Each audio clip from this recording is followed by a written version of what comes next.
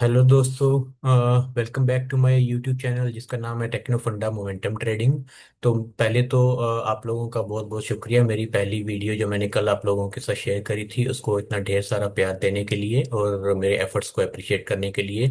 तो मैं आज एक और आपके साथ वीडियो शेयर करने जा रहा हूं जिसमें कि हम एक स्टॉक को साथ मिलकर एनालाइज करेंगे। लेकिन उससे पहले अगर आप चैनल पे नए हैं या फिर अभी तक आपने चैनल को सब्सक्राइब नहीं किया है तो प्लीज़ चैनल को सब्सक्राइब कीजिए और वीडियो को लाइक कीजिए और कमेंट्स में अपने व्यू फीडबैक और भी कई, अगर आप कोई पर्टिकुलर स्टॉक को एनालाइज करना चाहते हैं मेरे साथ मिलके तो प्लीज़ वीडियो के कमेंट्स में वो भी ज़रूर डालें। और नोटिफिकेशंस को टर्न ऑन करना मत भूलिएगा, बिकॉज ताकि आपको जब भी मैं कोई नई वीडियो अपलोड करूं तो आपको नोटिफिकेशन आए और आप वो वीडियो मिस ना करें। तो इसी के साथ हम आगे बढ़ते हैं और आज का मैं जो आपके साथ एनालाइज करने के लिए स्टॉक लेके आया हूँ उसका नाम है फेम इंडस्ट्रीज। तो ये स्टॉक जैसे कि आप देख सकते हैं, इसकी पहले हम क्विकली 2 मिनट इसका फंडामेंटल एनालिसिस चेक कर लेते हैं। इसकी करंट मार्केट प्राइस जो है 2057 है। और ये अगर देखें कि किस इंडस्ट्री या फिर सेक्टर को बिलोंग करती है तो ये बेसिकली एंगेज्ड है in the business manufacturing and supply of auto components like automotive lighting. तो अगर डिटेल में थोड़ा और देखेंगे तो एक मार्केट लीडर है बेसिकली जो सप्लाई करता है automotive lighting and signalling equipment को एंड रियर व्यू मिरर को बेसिकली जितने भी टू टू व्हीलर और फोर व्हीलर के ओईएम्स हैं like Bajaj, hero and all others. तो ये इसका ऑटोमोटिव सेक्टर से रिलेटेड सेक्टर स्टॉक है।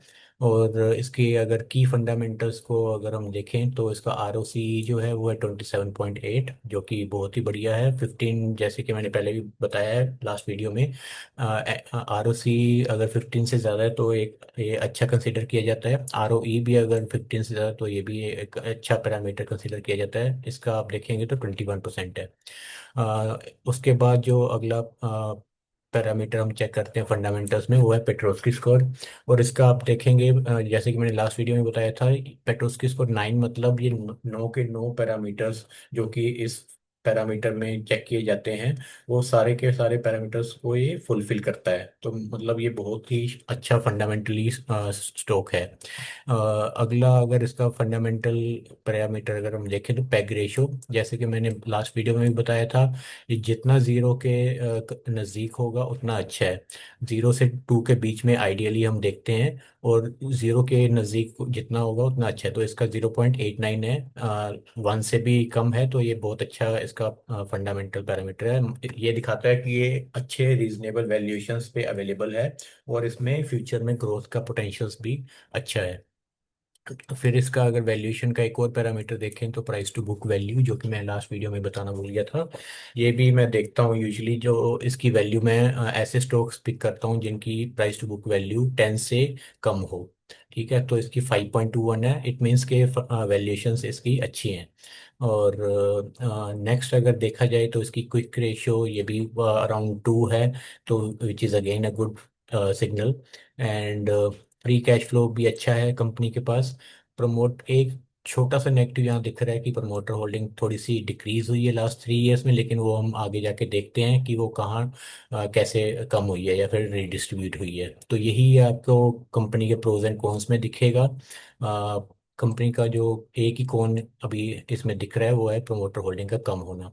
और बाकी अगर हम देखें इसके क्वार्टरली रिजल्ट्स क्विकली, तो quarter on quarter last quarter का मार्च 25 के क्वार्टर में इसकी सेल्स थी 639 करोड़ की और जून क्वार्टर में 659।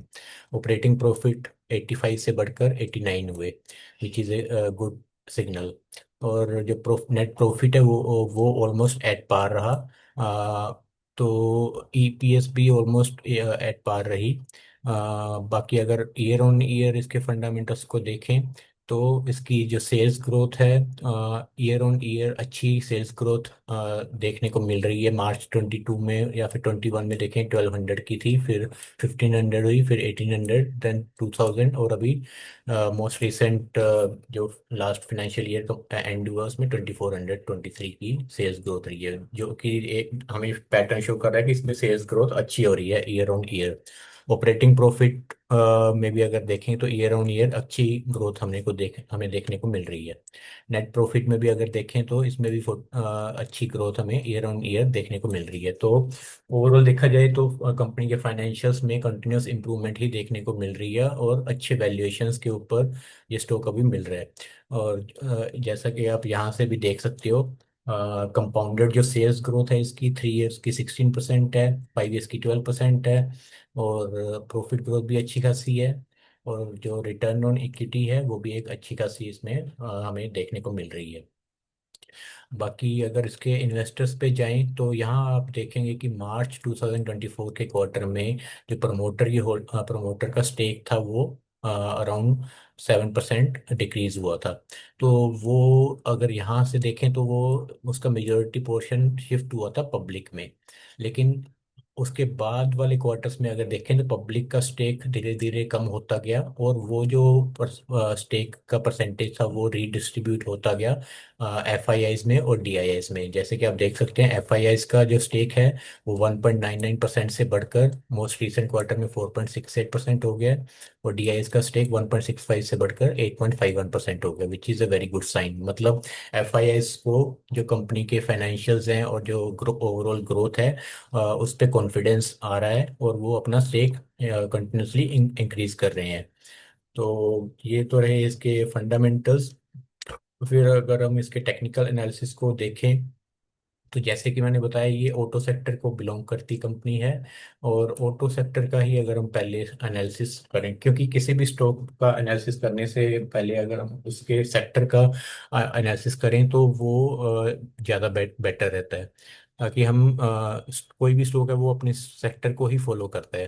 तो ओवरऑल ऑटो सेक्टर अगर देखें तो वीकली टाइम फ्रेम मैंने चूज़ किया हुआ है। ये जो मैंने ऊपर एरिया मार्क किया हुआ है ब्लैक और रेड लाइन में, ये एक तरह का सप्लाई जोन है। मतलब सप्लाई जोन का मतलब है कि ये सेलर वाला एरिया है, जिसको नॉर्मल ट्रेडिंग लैंग्वेज में रेजिस्टेंस भी बोलते हैं।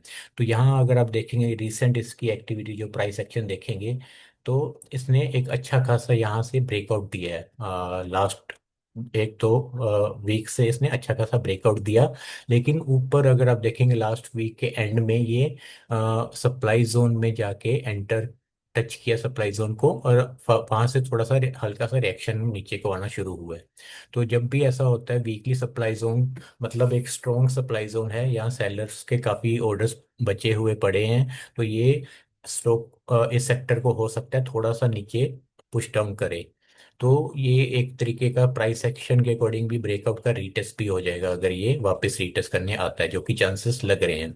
अगर डेली पे भी देखें तो डेली पे भी ये जो नीचे मैंने लाइन ऊपर वाली मैं एक बार निकाल देता हूँ क्लैरिटी के लिए। तो नीचे अगर देखें बहुत अच्छा चार्ट पैटर्न था ये, इसको वीसीपी भी बोलते हैं, जिसमें कि वोलेटिलिटी कॉन्ट्रैक्शन पैटर्न। इसके बारे में डिटेल में हम किसी और वीडियो में डिस्कस करेंगे, लेकिन अगर हम मोटा मोटी देखें तो यहाँ इतने लंबी एक्यूमुलेशन का ब्रेकआउट आया, और अभी क्योंकि ये वीकली सप्लाई जोन से नीचे आ रहा है तो मोस्ट प्रोबेबली चांसेस जो कि मुझे मेरे एनालिसिस के अकॉर्डिंग लग रहा है, ये इस वाले जोन को टेस्ट करने ज़रूर आएगा, रेड लाइन को। और ये एक तरह का गैप फिल थ्योरी भी बोलते हैं इसको। तो जब भी एक बाइंग प्रेशर इतना ज़्यादा आता है तो वहाँ पर काफ़ी सारे पेंडिंग ऑर्डर्स बचे रह जाते हैं, उसकी वजह से एक गैप क्रिएट होता है, और वो जो बायर है वो डायरेक्टली ऊपर कंटिन्यूसली नहीं लेके जाते किसी भी स्टॉक को या सेक्टर को। वो एक बार वापस अपने जो पेंडिंग ऑर्डर्स उनको पिक करने के लिए वापस रीटेस्ट करते ही हैं। तो क्योंकि और ये दोनों चीज़ें कोइंसाइड कर रही हैं, वीकली सप्लाई जोन या फिर रेजिस्टेंस जोन को भी टच किया है, और नीचे पेंडिंग ऑर्डर्स वाला गैप भी हमें दिख रहा है, रीटेस्ट जोन दिख रहा है। तो इस जोन में आने के इस सेक्टर के पूरे पूरे चांसेस लग रहे हैं। तो ये तो हो गया इसके सेक्टर का एनालिसिस, ऑटो सेक्टर का। अगर इसका स्टॉक का अगर हम एनालिसिस देखें तो स्टॉक ने भी सेक्टर की तरह लास्ट वीक में एक अच्छा खासा यहाँ से रनअप दिया, और ये लेवल को ब्रेक किया, और ये आप देख सकते हैं दो बड़ी बड़ी ग्रीन कैंडल्स इसने बनाई है, जिसको कि हम लेग आउट कैंडल या फिर रैली कैंडल बोलते हैं सप्लाई डिमांड जोन की लैंग्वेज में। और सेक्टर के साथ साथ ये स्टॉक भी एक बार ये ब्रेकआउट करने के बाद रीटेस्ट करने मुझे जो लग रहा है वो ज़रूर आएगा। और ये वाला जोन जो मैंने मार्क किया है between black and red line, ये एक ड्रॉप कैंडल है, जैसे कि मैंने पहली वीडियो में बताया था, सप्लाई डिमांड जोन के अकॉर्डिंग। जोन डिमांड जोन उसको बोला जाता है जहाँ पर बायर के पेंडिंग ऑर्डर्स बचे रह गए हों, और जब वो नेक्स्ट टाइम उस जोन में आता है प्राइस, स्टॉक प्राइस को रीटेस्ट करने, तो वहां से वो पेंडिंग ऑर्डर पिक करके फिर वापस अपनी नेक्स्ट जो ऑनवर्ड जर्नी है वहां से कंटिन्यू करता है। तो ये ड्रॉप कैंडल है, और ये रैली कैंडल है। दो बड़ी बड़ी रैली कैंडल, जितनी बड़ी रैली कैंडल्स, ग्रीन कैंडल्स हों उस जोन के बाद, तो उतना ही वो स्ट्रॉन्ग जोन माना जाता है। तो इसमें एक दो तीन चार, चार ये बेस कैंडल्स हैं, फिर ये रैली कैंडल है। तो ये वाला जो डिमांड जोन है, इसमें अगर स्टॉक आपको रिटेस्ट करके मिलता है तो that will be a very good entry point. और ये इसका एंट्री पॉइंट रहेगा, इस जोन के जितना अंदर मिले उतना बेटर है, क्योंकि उतना फिर हमारा जो स्टॉप लॉस है वो कम हो जाएगा।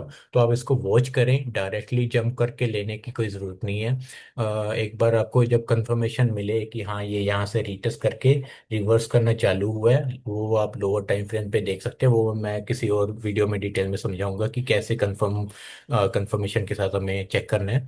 तो बेसिकली जैसे जितना अंदर मिले उतना अच्छा, और जितना एक बार कंफर्म हो जाए कि यहाँ से रिवर्स करना चालू हो गया, तो वो एंट्री पॉइंट अच्छा रहता है।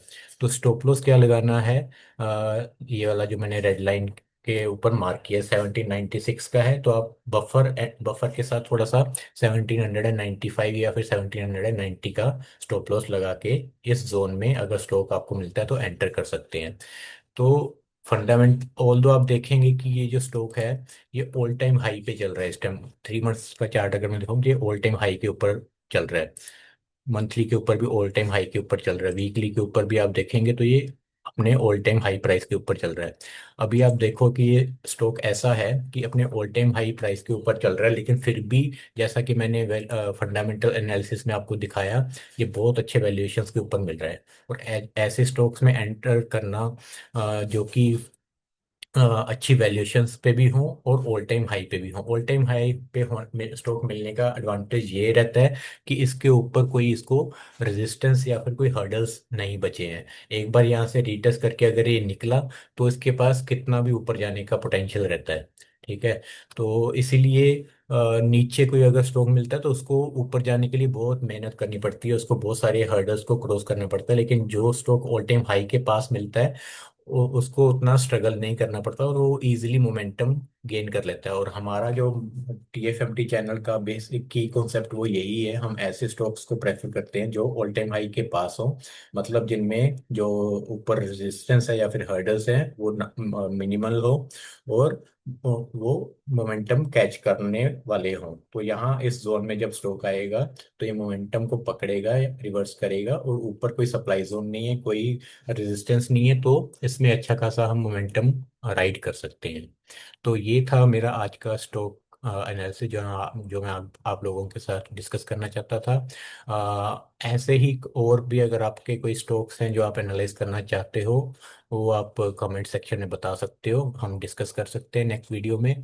और ये वाली वीडियो आपको कैसी लगी ये भी आप ज़रूर बताइएगा, सो दैट मैं और भी ऐसी वीडियोस बनाता रहूँ आगे भी। तो थैंक यू सो मच एक बार फिर ये वीडियो देखने के लिए, और मिलते हैं फिर नेक्स्ट वीडियो में। Thank you.